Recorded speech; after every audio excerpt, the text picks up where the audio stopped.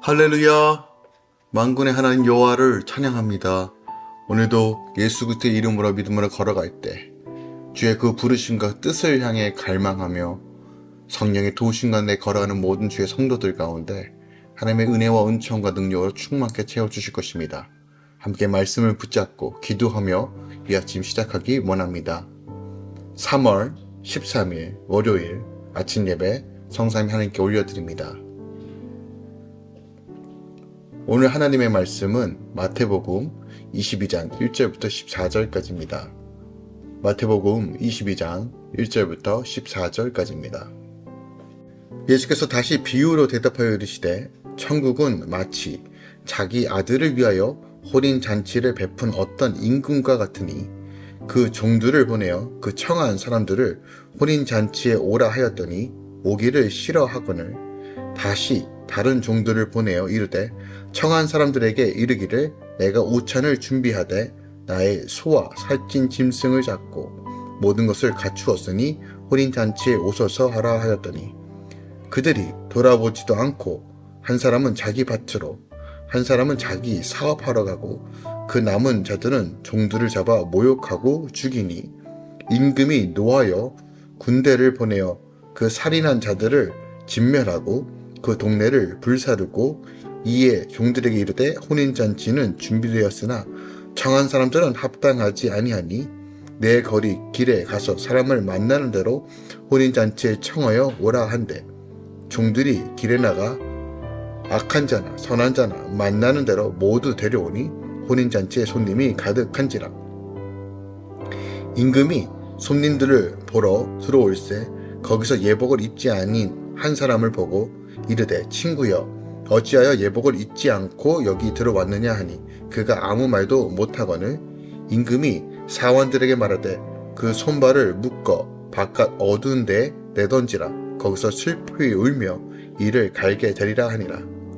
청함을 받은 자는 많되 택함을 입은 자는 적으니라. 아멘. 하나님의 말씀입니다. 예수님께서 천국을 자기 아들을 위하여 혼인잔치를 베푼 어떤 임금에 비유하시죠. 임금은 여러가지 핑계로 초청에 응하지 않는 사람들을 벌한 뒤 종을 시켜 길거리에서 만나는데도 악인이나 성인이나 다 청하여 오게 합니다. 그러나 잔치에 온 손님 중에도 예복을 입지 않는 사람은 쫓겨나게 된다는 것이 오늘 본문 말씀의 요점입니다. 본문은 혼인잔치의 비유를 담고 있어요. 우선 구약 계시를 먼저 받았으면서도 하나님의 말씀에 불순종으로 심지어 하나님께서 보내신 선지자를 죽이며 구약을 승화시킨 신약을 새로 주러 오신 주님을 거부한 유대인과 유대 종교 지도자들의 죄악을 책망하기 위해 오늘 혼인잔치의 비유를 말씀하십니다. 또한 이 비유는 유대인의 예수 배척으로 말미암아 복음의 주도권이 유대인에게서 이방인에게로 넘어가게 될 것과 예수 그리스도를 믿음으로 말미암아 의롭다함을 얻지 못하는 자는 그 누구를 막론하더라도 마지막 때에 하나님께 영원한 형벌에 처해지게 될 것임을 보여주고 있습니다. 오늘 본문을 절별로 조금 살펴보겠습니다. 먼저 1절부터 6절까지는 천국 초청을 거절하고 있는 사람들에 대한 이야기가 나옵니다. 이 초청을 거부하는 것은 유대인들을 상징하죠. 예수님이 세 번째로 천국 혼인잔치를 비유하시는데 종들이 초청한 사람들은 이스라엘에 믿는 사람들이었지만 그들은 모두 임금의 초청을 거절해버리죠. 그들이 천국의 초대를 거절한 것은 천국이 어떤 곳인지 하나님 나라가 어떤 곳인지 그 천국의 혼인잔치에 참여하며 누리게 되는 의와 희락과 화평이 어떤 것인지를 모르기 때문입니다. 이런 천국을 하나님의 나라를 알고 초청하다가 죽임을 당한 자가 있고 몰라서 초청을 거절하여 죽이는 자가 있을 수 있습니다. 그러나 이미 천국을 맛본 성도는 조롱과 박해를 무릅쓰더라도 다른 사람들을 천국으로 초청할 수밖에 없다는 교훈도 우리에게 보여주고 있는 거죠. 7절부터 10절까지는 피할 수 없는 심판에 대한 이야기가 나옵니다. 초청을 받아들이거나 거절하는 것은 각자가 선택할 수 있지만 초청을 거절한 것, 특히 초청하는 사람들을 죽인 죄에 대한 심판은 피할 수 없습니다. 천국 자체를 거절하는 사람이 있다 해도 그 자리는 반드시 채워져야 합니다. 주님은 인생의 내거리 길에서 각종 고난으로 심하는 모든 사람을 천국잔치로 초청하시죠. 초청받은 기쁨은 안 나도 내 주변에 힘든 인생에 지친 한 사람을 주께로 인도하는 통로가 되어야 한다는 거예요. 11절부터 14절까지는 반드시 입어야 할 예복에 대한 이야기가 나옵니다. 예수님 당시에 혼인잔치에 초청할 때 청하는 쪽에서 미리 예복을 보내 입고 오게 했습니다. 따라서 예복을 입지 않고 잔치 자리에 앉아있는 것은 엄청난 실례이고 무례한 것입니다. 이 비유에서 임금은 예복을 입지 아니한 사람을 주목하죠. 천국에도 의의 예복, 예수 그리스도를 인정하는 예복을 입어야만 갈 수 있다는데 가난한 마음이 없는 사람은 이 예복을 입지 못한다는 것이에요. 즉 자박하고 회개하지 않는 자들은 예복을 입지 않는 것으로 표현하는 겁니다. 하나님은 죄를 고백하고 회개하는 자들, 그들을 향해 예수 그리스도의 신부가 되는 것을 허락하시고 또한 예수 그리스도의 신부로서 온전히 하나님 나라 초청에 참여하라고 우리에게 가르쳐주고 있는 것입니다. 오늘 본문 말씀 통해서 더 깊이 묵상할 것은 바로 이것입니다.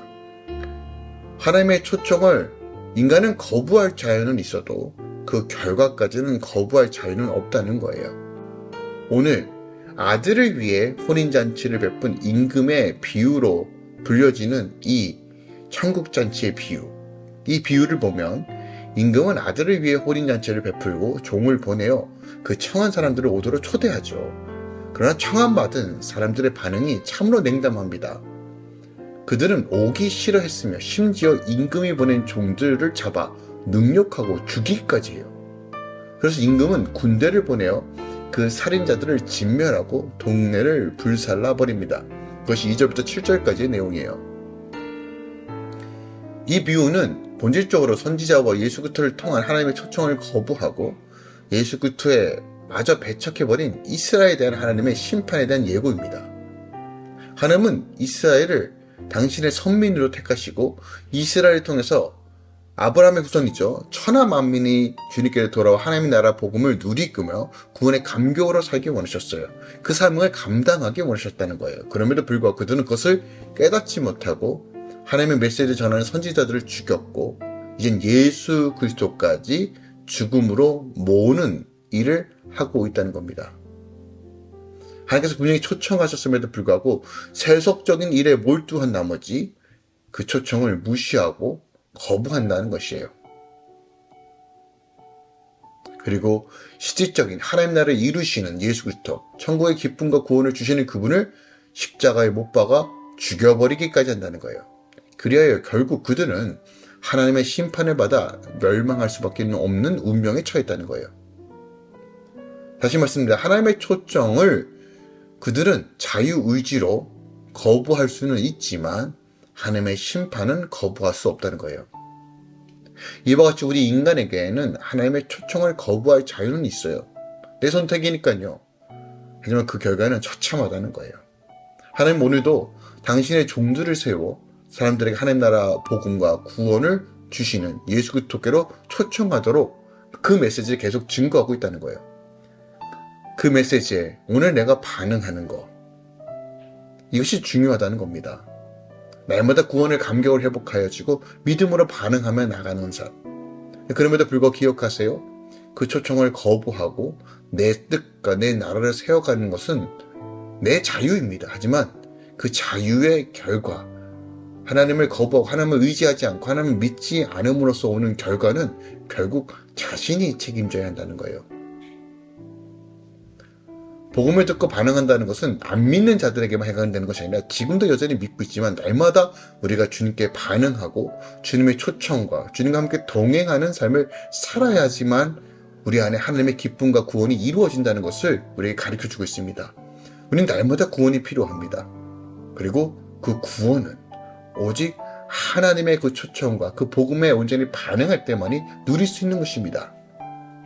하지만 그 감사함과 그 감격을 잃어버리고 내 뜻과 내 마음대로 하나님의 그 구원을 거부하고 내 힘으로만 살아가려고 하는 모든 자들은 결국 허망하고 헛되고 망할 수밖에 없는 길을 선택한다는 것이에요.